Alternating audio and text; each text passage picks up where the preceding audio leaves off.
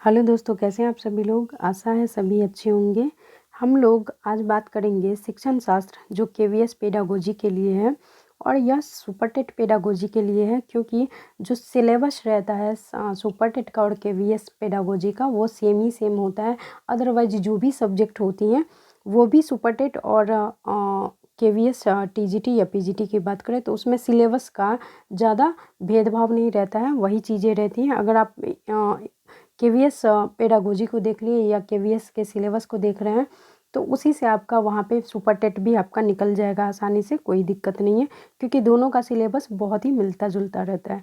हम लोगों ने पिछले वीडियो में बात किया था शिक्षण शास्त्र के बारे में, शिक्षण शास्त्र क्या होता है और ये होता क्या है, इसके जड़ क्या होते हैं, वो संकुचित अर्थ क्या होता है इसका, व्यापक अर्थ क्या होता है, और इसकी महत्वपूर्ण परिभाषा भी देखे थे और साथ में शिक्षण के प्रकार भी देखे थे, कौन कौन से प्रकार होते हैं। अगर आपने पहला वीडियो नहीं देखा है तो वो देख लीजिए। और मैं इसलिए पेडागोजी को ज़्यादा महत्व दे रही हूँ, क्योंकि यहाँ पे देख सकते हैं आप लोग पेडागोजी से पीआरटी में 60 नंबर के आ रहे हैं और टीजीटी में भी 40 मार्क के आ रहे हैं और सुपर टेट में भी आपका 40 मार्क का आएगा। तो पेडागोजी अगर आप कंप्लीट कर लेते हो तो 40 से 60 मार्क आपका इधर ऐसे ही हो जाता है। तो चलिए स्टार्ट करते हैं वीडियो को।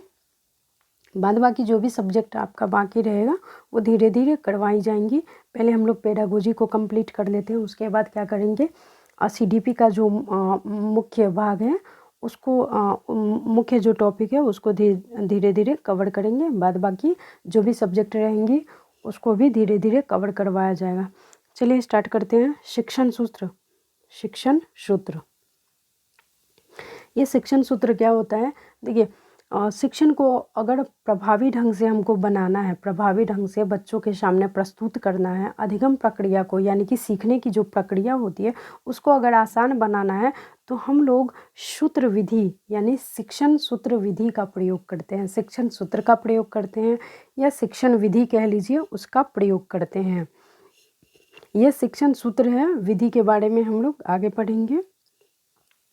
पहला जो सूत्र है प्रत्यक्ष से अप्रत्यक्ष की ओर होता है। नाम से स्पष्ट है, ज़्यादा कुछ है नहीं। प्रत्यक्ष से अप्रत्यक्ष की ओर, प्रत्यक्ष मतलब सामने की सामने यानी कि सामने सामना जो होता है, और अप्रत्यक्ष मतलब जो छुपा के रहता है, जो सामने नहीं रहता है। तो बालक को ये जो पहली विधि है सबसे महत्वपूर्ण, इसमें महत्वपूर्ण चीज़ों को ही लिया गया है, क्योंकि उतनी ज़्यादा चीज़ों को नहीं लिया गया जो आपके परीक्षा के दृष्टिकोण से सही नहीं है, तो उन चीज़ों को हटाया गया है। बाद बाकी जो आपके परीक्षा के दृष्टिकोण से सही है, जहाँ से प्रश्न पूछे जाते हैं, उन्हीं चीज़ों को यहाँ पे लिया गया है। तो चलिए स्टार्ट करते हैं। प्रत्यक्ष से अप्रत्यक्ष की ओर पहला इसका सूत्र है, बालक को प्रत्यक्ष वस्तुओं को पहले इसमें दिखाना है ना। अगर मान लीजिए बालक को हम लोग शिक्षा देना चाहते हैं तो उसको क्या करना है, पहले प्रत्यक्ष चीज़ों के साथ उदाहरण देके उनको समझाएंगे और फिर अप्रत्यक्ष वस्तुओं का ज्ञान देंगे, जिससे बालक क्या करेंगे, आसानी से उन बातों को समझ सकते हैं। दूसरा है मूर्त से अमूर्त की ओर, वही चीज़ें हैं, मूर्त से अमूर्त की ओर या प्रत्यक्ष से अप्रत्यक्ष की ओर, बात बराबर ही है। इसमें भी क्या होता है, देखिए प्रारंभ में ऐसे बच्चों को ज्ञान देंगे जिसे वह देख सकें, छू सकें, बाद में अमूर्त विषयों को बताया जाता है। मूर्त वस्तु किसे कहते हैं, मूर्त वस्तु उसे कहते हैं जो हमारे सामने है। मूर्त वस्तु किसे कहते हैं, मूर्त मतलब जिसको हम देख सकते हैं, मूर्त मतलब देख सकते हैं, प्रत्यक्ष रूप से देख सकते हैं, जिसको हम प्रत्यक्ष रूप से देख सकते हैं उसको मूर्त कहते हैं। और अमूर्त किसको कहते हैं, जिसको हम प्रत्यक्ष रूप से नहीं देख सकते। ठीक है, तो प्रारंभ में ऐसी बातों का हमें ध्यान रखना है जिससे बच्चे देख सकते हैं, छू सकते हैं, उसको हम अवगत कराएंगे। उसके बाद अमूर्त विषय के बारे में बच्चों को बताएंगे। फिर है विशिष्ट से सामान्य की ओर। इसमें क्या होता है, इस सूत्र में बच्चों को सर्वप्रथम उदाहरण द्वारा समझाया जाता है, बाद में अन्य नियम बताए जाते हैं। जैसे बच्चे को अगर मान लीजिए पेड़ के बारे में बताना है तो उसको उदाहरण द्वारा हम उसको समझाएंगे, फिर बाद में क्या, उसके नियम कानून जो भी होते हैं कि इसमें ऐसे पानी डालना चाहिए, ये प्रकाश संश्लेषण की क्रिया होती है, ऐसे ये होता है, तो ठीक है।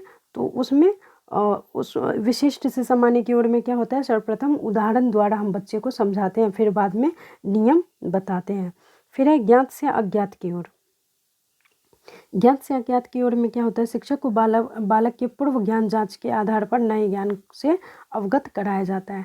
हम लोग क्या करते हैं, अक्सर जो बच्चे को पाठ पढ़ाते हैं, अगला पाठ पढ़ाते हैं, तो उसमें इंट्रोडक्शन में लिखा होता है कि हम लोगों ने पूर्व अध्याय में ये पढ़ा है। तो यानी कि बच्चे को अगर मान लीजिए कुछ नया चीज़ सिखाना है, तो जैसे मान लीजिए बच्चे को समास सिखाना है, ठीक है, आप गए हैं टीचर के रूप में, बच्चे को समास सिखाना है, तो बच्चे को क्या कीजिएगा, आप सीधे समास नहीं पढ़ाने लगिएगा, आपको पढ़ाना होगा पहले उसका नॉलेज आपको पता करना पड़ेगा कि हाँ बच्चे कितना जानते हैं कितना नहीं जानते हैं। मान लीजिए बच्चे अगर संधि जानते होंगे, बच्चे संज्ञा जानते होंगे, क्रिया जानते होंगे, उसके बाद आप बच्चे को ना समास पढ़ाइएगा, है ना, कि आप भाड़ी पोथा तो उसको नहीं पढ़ाइएगा।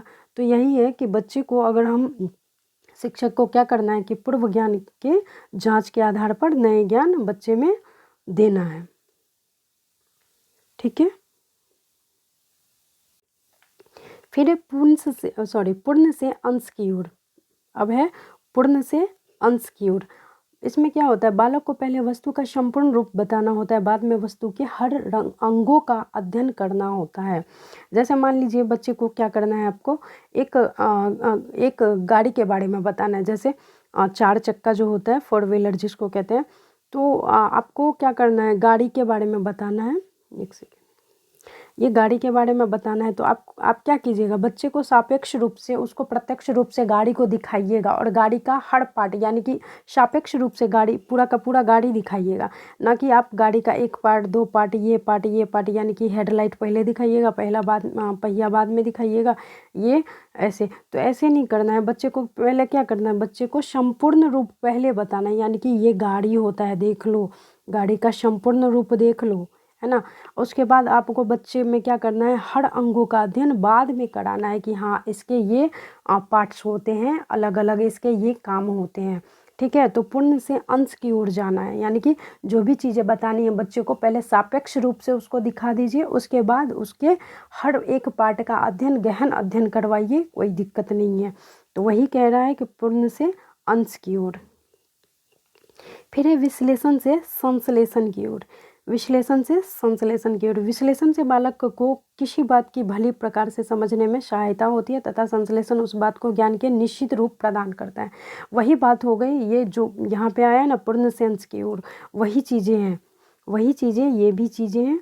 देखिए पूर्ण से अंश की ओर और विश्लेषण से संश्लेषण की ओर, यानी कि बच्चे को आप क्या कीजिएगा, अगर मान लीजिए गाड़ी के बारे में बता रहे हैं तो उसका एनालिसिस आप डिटेल में कीजिएगा ना, बच्चे के सामने डिटेल में कर दिए। उसके बाद बच्चे में क्या होगा, उस गाड़ी के प्रति, यानी कि जो भी चीज़ें, जो भी गाड़ी ही नहीं, जो भी चीज़ों के बारे में आपको बताना है, जैसे मान लीजिए आपको कंप्यूटर के बारे में बताना है, तो कंप्यूटर का एक एक मतलब पहले तो सापेक्ष रूप से आप कंप्यूटर दिखाइएगा बच्चे को, है ना,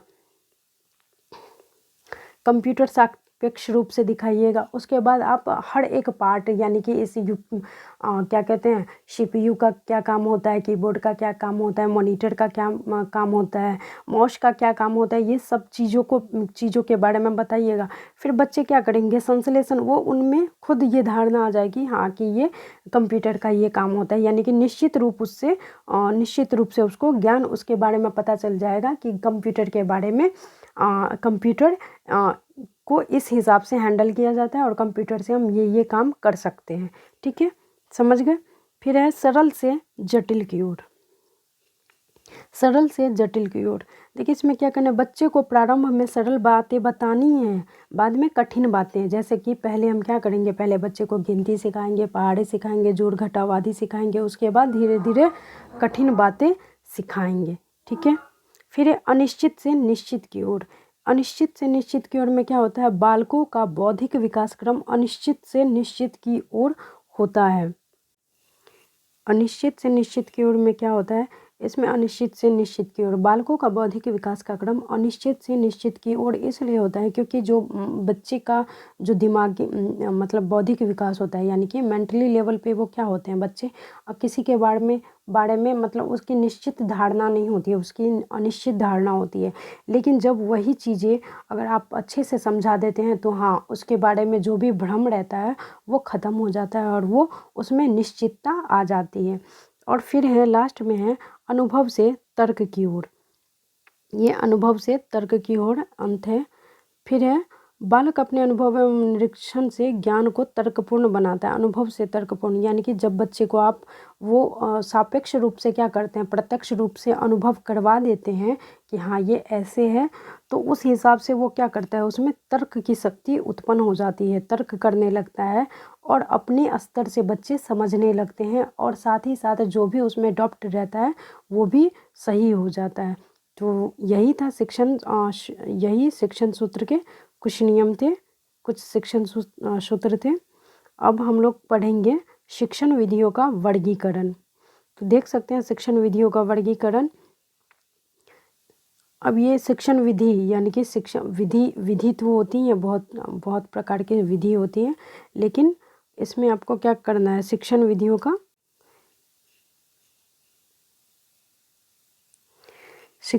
का वर्गीकरण। विधियां हम पढ़ेंगे, अलग से पढ़ेंगे, लेकिन देखिए यहाँ पे विधियों का भी वर्गीकरण किया गया है। जैसे पहले शिक्षण विधियों का वर्गीकरण देखिए, इसमें क्या किया जाता है, अध्यापक के दृष्टि से और विद्यार्थी की दृष्टि से दो श्रेणियां रखी गई है शिक्षण विधि की, जो महत्वपूर्ण है। मुख्यतः दो श्रेणियां हैं शिक्षण विधि के अंतर्गत।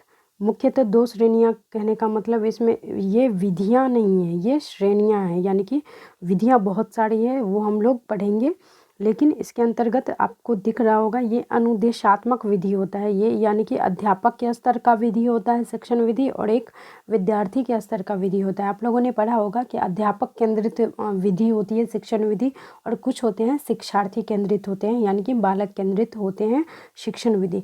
उसके बारे में हम लोग यहाँ डिटेल में पढ़ेंगे। पहले देख लेते हैं थोड़ा सा शॉर्ट फॉर्म। देखिए अनुदेशात्मक विधि, जिसको हम शिक्षण विधि शिक्षक केंद्रित विधि भी कह सकते हैं। इसमें क्या होता है, ये व्याख्यान विधि आपका आ जाता है, फिर प्रदर्शन विधि आ जाता है, और आगमन एवं निगमन विधि ये बच्चों के लिए भी है और शिक्षकों के लिए भी है। दोनों में इसमें प्रधान एवं गौण, ये इसमें आगे चर्चा करेंगे। फिर देख लेते हैं विद्यार्थी अनुकूलन विधि। विद्यार्थी अनुकूलन विधि में क्या होता है, इसमें खेल विधि होती है, प्रोजेक्ट विधि होता है, अन्वेषण विधि होता है और समस्या समाधान विधि होता है। चलिए इसके बारे में डिटेल में थोड़ा पढ़ लेते हैं। ये देखिए अनुदेशात्मक विधियां।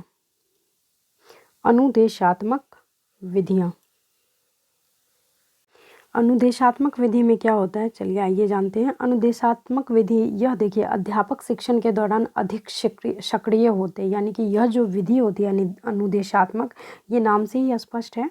अनुदेशात्मक यानी कि शिक्षक अनुदेश देंगे, और इसमें क्या होता है कि इसमें अध्यापक क्या होते हैं, अधिक सक्रिय होते हैं और छात्र अधिक निष्क्रिय होते हैं। विद्यार्थी सीमित रूप से ही सक्रिय, यानी कि सीमित रूप से बच्चे सक्रिय होते हैं, यानी कि इसमें अधिक बच्चे सक्रिय नहीं होते। इसमें जो मेन काम होता है, मुख्य काम होता है, वो शिक्षकों का होता है।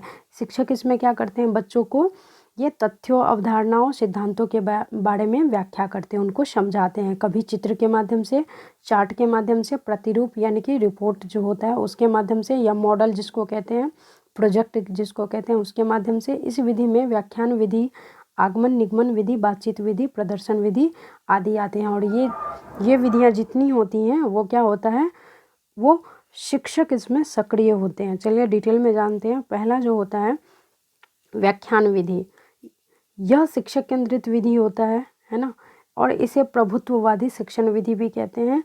एक एक टॉप पॉइंट है और उसको ध्यान में रखिएगा। हो सके तो नोट्स बना लीजिए, और अगर कोई नोट्स चाहते हैं तो वो टेलीग्राम पे चैनल है 2.0 एजुकेशनल हब के नाम से, वो सर्च करिएगा, आपको PDF मिल जाएगा। ये व्याख्यान विधि है। व्याख्यान विधि यह शिक्षक केंद्रित विधि होती है। इसमें प्रभुत्ववादी शिक्षण विधि भी कहते हैं इसे। और इसमें क्या होता है, तथ्य विषय को विस्तार पूर्वक समझाया जाता है। इसमें क्या होता है, तथ्यपूर्वक, यानी कि जो शिक्षक होते हैं तथ्यपूर्वक तथ्यों को, जो भी कॉन्सेप्ट होता है विषय को विस्तार पूर्वक बच्चे को समझाया जाता है। इस विधि में शिक्षक श्यामपट्ट का भी प्रयोग करते हैं और विद्यार्थी सुनकर एवं याद करके सीखते हैं, है ना। यानी कि कहीं ना कहीं बच्चे इसमें क्या होते हैं, निष्क्रिय हो जाते हैं। दूसरा होता है प्रदर्शन विधि। और इस विधि में क्या होता है, देखिए यह विधि भी अध्यापक केंद्रित होती है, और इसमें शिक्षक क्या करते हैं, चार्ट, मॉडल, चित्र का प्रयोग करते हैं और इसमें भी विद्यार्थी कहीं ना कहीं निष्क्रिय होते हैं। ठीक है। और इस विधि में क्या होता है, देखिए विद्यार्थी दिए गए प्रदर्शन का अनुकरण करते हैं, यानी कि शिक्षक जो भी समझाते हैं, जो भी उसको बताते हैं, उसी का वो अनुकरण करते हैं। ठीक है, उसको फॉलो करते हैं। अब देखिए प्रदर्शन विधि के कुछ स्टेप हैं और ये आपको पूछ सकता है क्रमबद्ध सजाने के लिए, कभी कभी पूछा जाता है। और ये भी पूछ देगा कि आपका प्रदर्शन विधि के अंतर्गत थर्ड स्टेप कौन सा होता है, सेकंड स्टेप कौन सा होता है या फोर्थ स्टेप कौन सा होता है। तो इसको आपको समझना पड़ेगा। इसमें क्या होता है, फर्स्ट स्टेप जो होता है आपका, ये देखिए पहला है योजना, यानी कि प्रदर्शन विधि, यानी कि प्रदर्शन विधि को अगर अप्लाई करना है बच्चों के साथ तो सबसे पहले तो योजना बनाना पड़ता है, फिर उसका इंट्रोडक्शन लिखना पड़ता है, फिर प्रदर्शन और श्यामपट्ट का उपयोग भी होता है और अवधारणाओं का संग्रह, यानी कि जो भी आप कॉन्सेप्ट बच्चे को बताएंगे या समझाएंगे अपने प्रदर्शन विधि के अंतर्गत, तो उसको आपको इस हिसाब से आपको डेकोरेट करना होता है, बनाना होता है और उसके बाद बच्चे के सामने आप उपस्थित करेंगे। चलिए फिर बढ़ते हैं आगमन विधि की ओर। आगमन विधि क्या होता है, आप लोगों ने पढ़ा होगा। आगमन विधि होता है, पहले इसमें क्या किया जाता है, उदाहरण देकर समझाया जाता है और बाद में नियम बताए जाते हैं। ठीक है, इस विधि में क्या होता है, उदाहरण देकर ये विधि कई बार पूछा गया है कि आगमन विधि क्या होता है। तो इसमें जिसमें हम सबसे पहले क्या करते हैं, उदाहरण देख के समझाते हैं और फिर इसमें नियम बताते हैं। जैसे मान लीजिए आपको कोई कॉन्सेप्ट बताना है, जैसे कि प्रकाश संश्लेषण क्या होता है, तो प्रकाश संश्लेषण का सबसे पहले हम उदाहरण देंगे कि हाँ ये किस हिसाब से होता है और फिर उसमें क्या करेंगे, प्रकाश संश्लेषण के नियम बताएंगे। ठीक है, समझ गए। फिर है निगमन विधि, इसका ठीक उल्टा होता है निगमन विधि।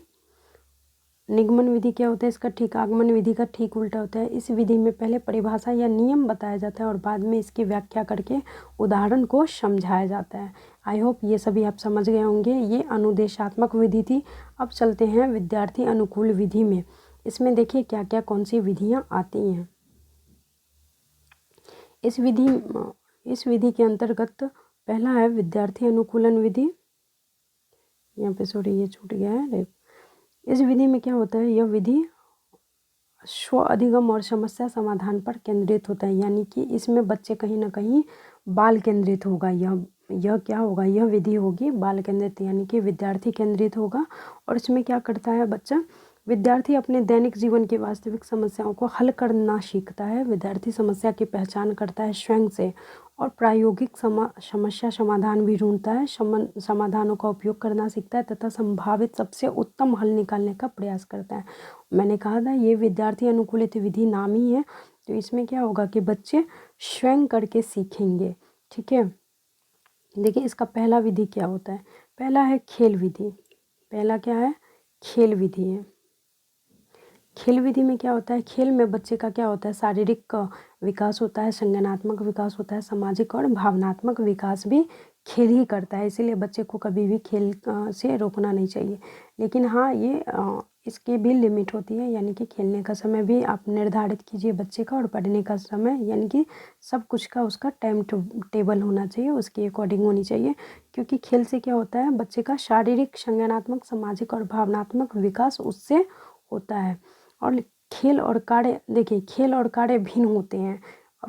क्योंकि किसी आदमी के लिए मान लीजिए कोई खेल है तो वो किसी के लिए कार्य होता है। जैसे यहाँ पे देखिए माली के लिए बगीचा का रख रखाव क्या होता है, उसका कार्य होता है, यानी कि वो जीवन यापन अपनी क्या कहते हैं अपना वो काम करता है, उससे उसको क्या मिलते हैं, पैसे मिलते हैं, वो उसका काम हो गया माली। यानी कि वो क्या फूल बगीचा वगैरह पेड़ पौधे लगाएंगे तो उससे क्या होगा, उसके पैसे आएंगे, यानी कि इनकम आएगा।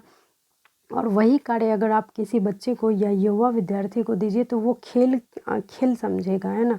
और उसको वो टास्क के रूप में दीजिए और उसको वो खेल के रूप में दीजिए तो बच्चा क्या करेगा, मन लगा के काम करेगा। लेकिन यहीं पे अगर कार्य की बात आए तो वो थोड़ा सा बोझिल होने लगता है। चलिए थोड़ा सा कार्य और खेल में अंतर समझ लेते हैं। देखिए जैसे कोई भी अगर वही एग्जाम्पल समझिए, माली और विद्यार्थी का समझिए। यहाँ पे माली है, यहाँ क्या है, माली है, इसको बगीचा का काम दिया गया है। और यहाँ पे विद्यार्थी है, यहाँ पे भी बच्चे को बगीचा का ही काम दिया गया है, यानी कि आपको बगीचा बढ़िया से एडजस्ट करना है, बढ़िया से लगाना है उसमें। तो माली के लिए क्या हो जाएगा, वो कठिन समझता है उस काम को, क्या करता है वो कठिन समझता है, क्योंकि उसके लिए वो काम है। और बच्चा क्या करता है, आनंद लेता है। यह जो काम होता है वो दूसरे के द्वारा थोपा जाता है, कार्य दूसरे के द्वारा थोपा जाता है, तभी तो पैसे मिलते हैं। और इसमें क्या होता है, विद्यार्थी क्या करता है, खेल खेल में वो स्वैच्छिक रूप से उसको एक्सेप्ट कर लेता है। फिर यह इसमें है शारीरिक कार्य में थकावट हो जाती है, फिर इसमें है शारीरिक कार्य में आनंददायक होता है, क्योंकि वो उसको उसके लिए खेल है, खेल के दृष्टि से देख रहा है। यही है कि दृष्टिकोण सबसे महत्वपूर्ण है, यानी कि नज़रिया सबसे महत्वपूर्ण है, क्योंकि यहाँ पे नज़रिया की ही बात हो रही है ना। देखिए, इसमें ध्यान केंद्रित करने से थकावट इसको आएगी, और वहीं पे ध्यान मग्न करके वो अपना कार्य करेगा। यहाँ पे नियंत्रित होगा और यहाँ पे ये स्वतंत्रित होगा, है ना, स्वतंत्र होगा। स्वतंत्र रूप से इसका जो मन होगा वो उस हिसाब से उस बगीचे में लगाएगा, या डेकोरेशन के लिए जो भी प्लांट उसको चाहिए उस हिसाब से लगाएगा। और यहीं पे कार्य में यहाँ पे ये माली क्या करेगा, नियंत्रित रूप से, यानी कि उसको जो बोला जाएगा उसी हिसाब से वे पेड़ पौधे लगाएगा, और उसी हिसाब से टाइम टेबल के हिसाब से पानी वगैरह उसमें डालेगा। यहाँ पे कहने का मतलब कार्य में और खेल में बहुत ज़्यादा अंतर हो जाता है।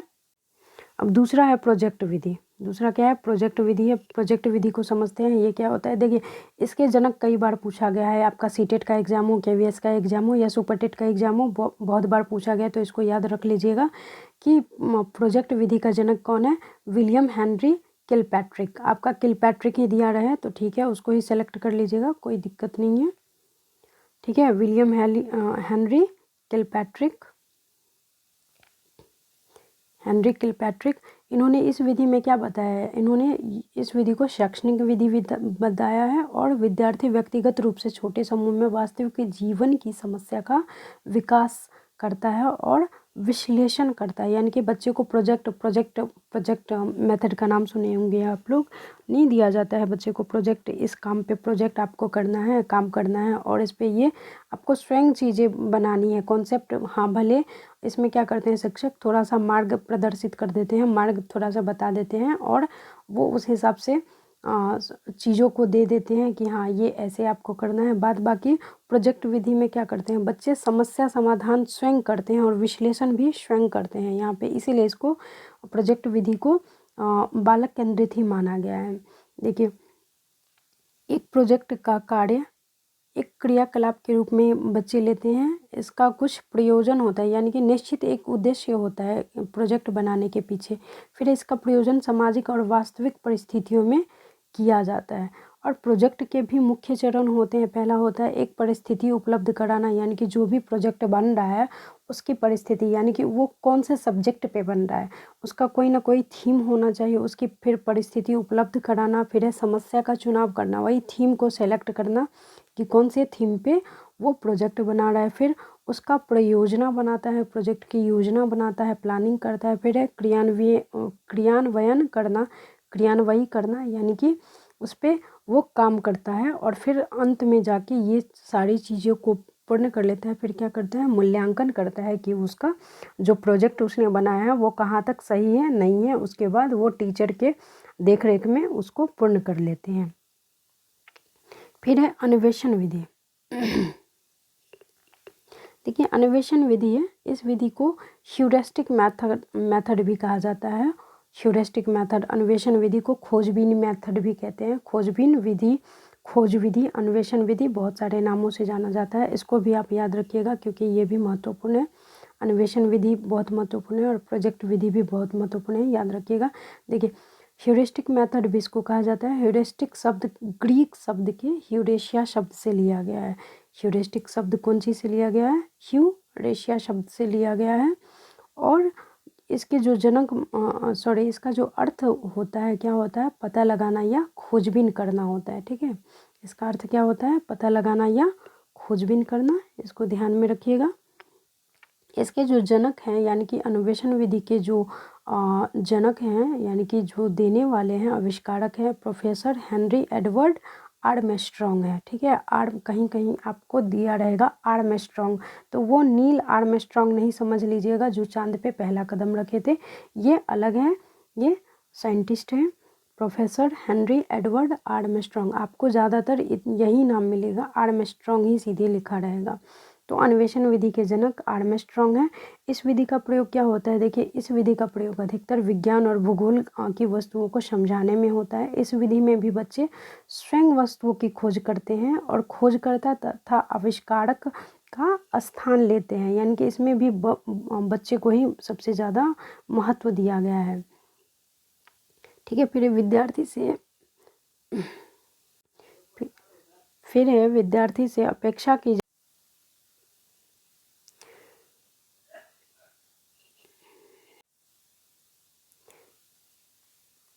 इस विधि में क्या होती है, विद्यार्थियों से अपेक्षा की जाती है कि वो निर्देश अनुसार अवलोकन और प्रयोग का आयोजन करें और निष्कर्ष बच्चे निकालते हैं। इसमें बच्चे का क्या होता है, तार्किक कौशल विकसित होता है। ठीक है, इसके भी कुछ मुख्य चरण है। पहला चरण है समस्या पहचान करना, फिर है अवलोकन और प्रयोग करना, तीसरा है समस्या समाधान करना और फिर है मूल्यांकन करना। ठीक है, बढ़ते हैं अगले विधि पे। फिर नेक्स्ट है समस्या समाधान विधि। इसमें क्या होता है, अधिगम के संदर्भ में समस्या समाधान का अर्थ समझा जाता है और अधिगम उद्देश्य को प्राप्त करने के लिए सबसे उपयुक्त तरीका ढूंढना होता है। नाम से ही स्पष्ट है समस्या समाधान विधि, यानी कि इसमें बच्चे क्या करेंगे, प्रॉब्लम को खुद सॉर्ट आउट करेंगे। ठीक है, इस समस्या समाधान का एक मॉडल है, समस्या समाधान का मॉडल है जिसका नाम है आइडल मॉडल ऑफ ब्रेंसफोर्ड, और यह ब्रेंसफोर्ड नाम एंड एस्टेन नामक मनोवैज्ञानिक ने बनाया था 1984 ईस्वी में। ठीक है, और इसके अंतर्गत भी मुख्य चरण है। इसमें क्या होता है, बच्चे को समस्या समाधान विधि के अंतर्गत अगर कार्य करना है तो बच्चे को सबसे पहले समस्या को पहचान करना होता है, फिर सोच समझकर समस्या को परिभाषित करना होता है और महत्वपूर्ण सूचना को छांटना पड़ता है कि उनके लिए ज़रूरी क्या है और ज़रूरी जो नहीं है उसको हटा देते हैं। फिर है समस्या समाधान ढूंढना, यानी कि समाधान ढूंढना, उसका सॉल्यूशन क्या है उसको ढूंढने पे कार्य किया जाता है। फिर रणनीतियाँ उसके लिए बनती हैं और अंत में बनता है क्रियाकलाप के प्रभावों का अवलोकन होता है। ठीक है, यानी कि उन्होंने जो समस्या समाधान ढूंढा है वो वाकई में काम करता है कि नहीं करता है। बढ़ते हैं, ये कुछ महत्वपूर्ण शिक्षण विधियाँ क्या कहते हैं, सूत्र विधियाँ थी शिक्षण विधि की, और इसके अंतर्गत और भी कुछ हैं जो महत्वपूर्ण है, इसको देख लीजिएगा क्योंकि यहाँ से प्रश्न बहुत ज़्यादा बनते हैं। देखिए खेल विधि किसने दिया, तो हेनरी कोल्डवेल कुक ने दिया है। फिर डाल्टन विधि का भी पूछा है, ये VBI कर लीजिएगा। ये सब जो भी है VBI पोर्शन ही इसमें उठा के लिया गया है वीडियो में, आपको अननेसेसरी चीज़ें नहीं डाली गई हैं वीडियो में, तो आप ज़रूर अच्छे से पढ़ें और हो सके तो एक नोट्स बना ले अपने हाथों से लिख के। बाद बाकी आपका PDF, अगर आप PDF चाहते हैं तो टेलीग्राम चैनल पे आप ले लें, कोई दिक्कत नहीं है, आपको मिल जाएगा। जितनी भी वीडियो में बताई जाएंगी उसका PDF आपको टेलीग्राम चैनल पे मिल जाएगा। और टेलीग्राम चैनल का नाम मैंने बताया था एजुकेशनल 2.0 एजुकेशनल हब है, ये है, इस नाम से जाना जाता है। आप सर्च कीजिएगा, आसानी से आ जाएगा और इसमें आपको PDF मिल जाएगा। आप मैसेज कर दीजिएगा, आपको मिल जाएगा आसानी से। देखिए इसमें कुछ विधियां हैं। खेल विधि के जनक कौन है, तो इसमें हेनरी कोल्डवेल कुक हैं। डाल्टन विधि के जनक हेलेन पार्कहर्स्ट है। पर्यटन विधि के जनक पेस्टालॉजी हैं। खोज विधि के आर्मस्ट्रॉन्ग हैं। प्रश्नोत्तर विधि के सुकरात हैं। फिर है प्रोजेक्ट विधि के विलियम हेनरी किलपैट्रिक है। वैज्ञानिक विधि के गुडवर्ड एस्केट्स हैं। समस्या समाधान विधि के सुकरात हैं। सूक्ष्म शिक्षण के रॉबर्ट हैं। समजातीय विधि एल मोडेना है। आगमन विधि के अरस्तु हैं। निगमन विधि के प्लेटो हैं। कहीं कहीं आपको दिया रहेगा आगमन विधि और निगमन विधि का अरस्तु ही दिया रहेगा, तो आगमन विधि अरस्तु ने दिया था और निगमन विधि प्लेटो ने दिया था। लेकिन अगर आपके ऑप्शन में प्लेटो नहीं दिया है, अरस्तु है ऑप्शन में, तो आप वो टिक कर सकते हैं। ठीक है, फिर है संवाद विधि प्लेटो और प्रश्नावली विधि वुडवर्थ। शिक्षण की कुछ विशेषताएं हैं। देखिए यहाँ पे शिक्षण की विशेषताएं, ये क्या होता है, निर्देशात्मक होता है। शिक्षण हो या अधिगम हो, वो क्या होता है, निर्देशात्मक होता है, प्रेरणात्मक होता है, प्रगति पर आधारित होता है, सुव्यवस्थित होता है, सुनियोजित होता है, लोकतांत्रिक प्रक्रिया को बढ़ावा देने वाला होता है और सहयोग पर आधारित होता है। वही बात करें शिक्षण का उद्देश्य क्या होता है, तो शिक्षण का उद्देश्य होता है या अधिगम का उद्देश्य होता है एक अच्छा नागरिक बनाना, क्रियाशील और संवेदनशीलता को बढ़ावा देना, क्रियात्मक पहलू का विकास करना, शिक्षण कार्य में रुचि पैदा करना, आत्मविश्वास को बढ़ावा देना। ठीक है, और ये शिक्षण के कुछ सिद्धांत हैं। व्यवहार परिवर्तन का सिद्धांत, अनुकूलता का सिद्धांत, नियोजन का सिद्धांत, अभिरुचि का सिद्धांत, अभिप्रेरणा का सिद्धांत, भिन्नता का सिद्धांत और क्रियाशीलता का सिद्धांत। दोस्तों ये कुछ हम लोगों का पेडागोजी का पार्ट था KVS का। आई होप आप लोगों को अच्छा लगा हो। और ये यहाँ से प्रश्न बनेंगे ही बनेंगे, आप लोग इसको मजाक में नहीं लीजिएगा। आप यहाँ से प्रश्न बनेंगे जब एग्ज़ाम हॉल में जाइएगा और वहाँ से प्रश्न जब बनेंगे तो देखिएगा कि हाँ ये मैंने पढ़ा है और ये पढ़ के गया हूँ, ऐसी फीलिंग आनी चाहिए कि हाँ वहाँ पे आपका बन जाना चाहिए। तो देख लीजिएगा। बाद बाकी PDF चाहते हैं तो 2.0 एजुकेशनल हब के नाम से है, टेलीग्राम चैनल पे ज्वाइन कर लीजिएगा और ले लीजिएगा PDF। ठीक है, धन्यवाद। मिलते हैं अगले वीडियो में, तब तक के लिए धन्यवाद।